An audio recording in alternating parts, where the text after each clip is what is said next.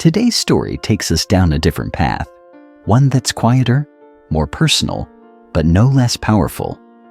It's the story of a young woman named Uyên. A story not just of survival, but of healing. After spending years in the shadow of abuse, Uyên did what many victims never get the chance to do. She ran. Her stepfather Chia had controlled her life through fear for as long as she could remember. He wasn't just cruel, he was dangerous. But fate, or perhaps justice, finally caught up to him. Chin was arrested in connection with the high-profile kidnapping of Dieuhan. And with that, for the first time, the door to Uyên freedom creaked open. In the weeks that followed, Uyên disappeared from public view. She sought safety, solitude, a place where she could rebuild. And little by little, that place, wherever it was, began to feel like home. No reporters, no interrogations, no more hiding in corners afraid of footsteps, just peace.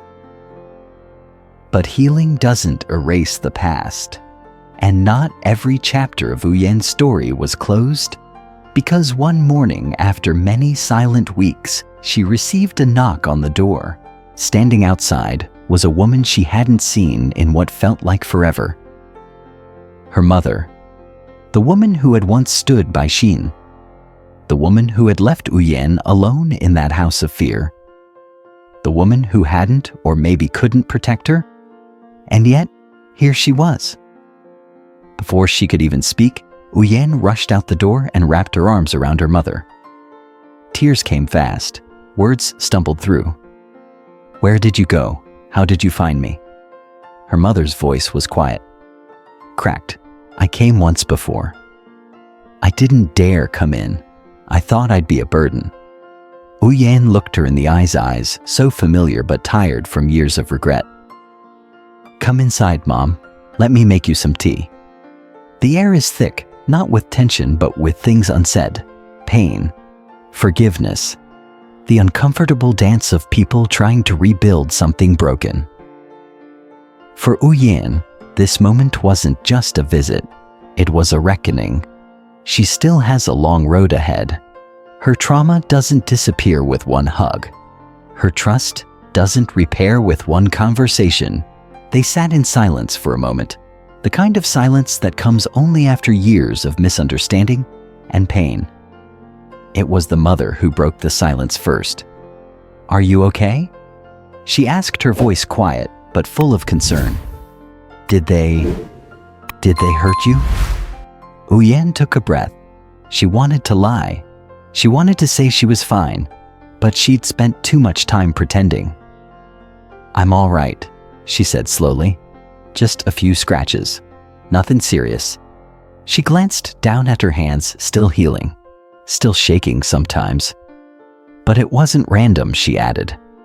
"Those men, the ones who grabbed me, they weren't strangers. They were gang members. The same kind of people Dieuhan used to bring around." Her mother's face went pale. "They locked me up in some old house. I only escaped because one of them left the door unlocked while he was on the phone." She shook her head. "They didn't even seem organized, like they were just hired muscle. Nothing more." There was a long pause before her mother finally spoke again. Did your stepfather have anything to do with it?" That question, it had been burning in Uyên mind for days. She turned to her mother. "That's what I want to know. Did Dieuhan have anything to do with me and Dieuhan, with our abduction? Was it all connected?" Her mother swallowed hard. "I don't know, sweetheart. I really don't." "But..." She hesitated. "A few days ago, some men came to the house. They weren't police. They weren't neighbors. They threatened us. They said they were going to take the house unless we paid them what we owed." "Who were they?" "I don't know. They didn't give names. They just said your stepfather owed a lot of money. And if he didn't pay soon, they'd start collecting in other ways. Uyên felt something tighten in her chest. So, you think he borrowed from loan sharks? Her mother nodded. It wouldn't surprise me. He was always hiding things from me, always disappearing at night, always taking calls in the garage. Did he ever mention Han? Uyên asked. Her mother shook her head. Never. But I can't say for sure. With him, I never knew the full story. They both sat still, the silence now heavy with implication. So maybe he wasn't part of the plan, Uyên said quietly. Maybe he was just being used. Maybe someone else knew he owed money and used that to cover their tracks. Or maybe her mother whispered he got in so deep he didn't care who got hurt. For Uyên, nothing was simple anymore. She had escaped a house of horror only to find herself caught in a much bigger web. A web that now included debt collectors, criminals, a missing woman, and a mother who might be telling the truth, or might be protecting someone she still loves. The scariest part, none of it felt over. As the evening dragged on, the two women talked about the past, about mistakes, about what they remembered and what they'd rather forget, but they never found clarity. Only more questions. Just when Uyên thought she was safe, that the past had finally loosened its grip, a new threat emerged. Silent, unseen, watching.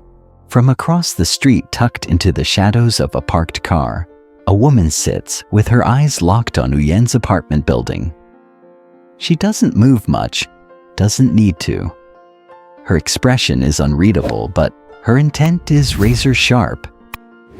Beside her is a man, rough around the edges. Not the kind of guy who asks questions, just the kind who gets paid to follow orders. She's still alive, the woman mutters under her breath. After all this time, after everything that happened, she survived. The man raises an eyebrow. You didn't know I saw her, the woman snaps. After the crash, blood everywhere. I thought she cuts herself off. The memories are too vivid. He's sizing her up. So what's the plan? You want me to follow her again? She nods slowly. Find out who she lives with, where she goes, who she talks to. I want to know everything. The man nods, sliding a phone from his jacket. I'll start tonight. Give me a few days. She's been quiet, might take some time to get a full pattern. As he scrolls through his notes, he mutters, Last I heard, she used to live with her mom. Now she's on her own, but no one seems to know exactly where. The woman looks out the window again, her gaze sharpening. She shouldn't even be here, she says. Not after what happened. That girl should have died in that accident. So why is she still breathing? And now, she's back. Not to reconnect, not to apologize, but to watch, to follow, to investigate. But why? What tie does she have to Uyên? Why did she think the girl's death mattered so much? And what would happen now that she knows Uyên is alive? As this new mystery unfolds, questions multiply. Who is this woman? Why did she assume Uyên died? Was the car accident really just that, an accident? Or was it something darker? And now that Uyên has reemerged, what does that mean for those who tried to erase her? The pieces are shifting again. The story isn't over. In fact, it's only getting deeper. And as the woman watches from the shadows, one thing is certain. She didn't come back just to observe. She came back to finish something. Nhưng dường như không ai biết chính xác ở đâu, người phụ nữ lại nhìn ra ngoài cửa sổ. Ánh mắt cô ấy trở nên sắc bén. Cô ấy thậm chí không nên ở đây. Cô ấy nói, không phải sau những chuyện gì đã xảy ra, cô gái đó đáng lẽ phải chết trong vụ tai nạn đó. Vậy tại sao cô ấy vẫn còn thở? Và bây giờ cô ấy đã trở lại, không phải để kết nối lại, không phải để xin lỗi, mà là để theo dõi, để điều tra. Nhưng tại sao cô ấy có mối liên hệ gì với Uyên? Tại sao cô ấy nghĩ đến cái chết của cô gái lại quan trọng đến vậy?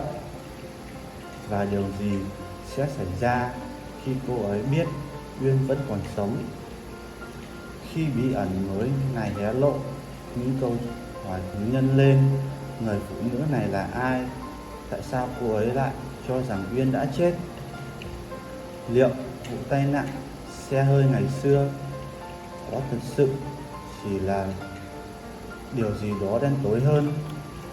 Và giờ Uyên đã tái xuất, điều đó có ý nghĩa gì đối với những kẻ đã cố gắng xóa bỏ cô ấy?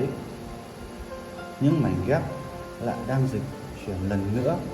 Câu chuyện vẫn chưa kết thúc. Trên thực tế, nó chỉ càng sâu sắc hơn. Và khi người phụ nữ quan sát từ trong bóng tối, có một điều chắc chắn: cô ấy không quay lại chỉ để quan sát, cô ấy quay lại để hoàn thành một điều gì đó.